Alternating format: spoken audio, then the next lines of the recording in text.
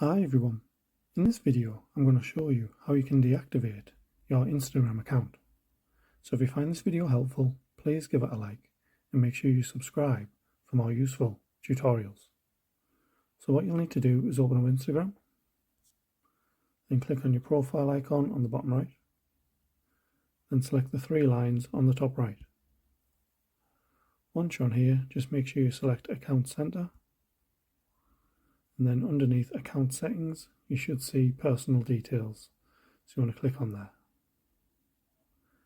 Then just select Account Ownership and Control, then click on Deactivation or Deletion. Once you're on here, just make sure you select the right account if you have multiple Instagram accounts that you want to deactivate.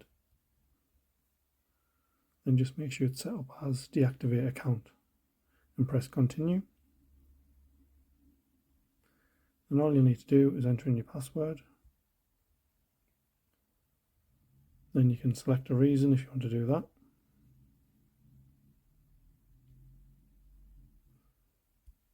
Then it'll just let you know before you temporarily deactivate your account, you might want to take a look at these articles, so you can obviously click on them just to check a few things out if you want to do that. If not, just select Continue.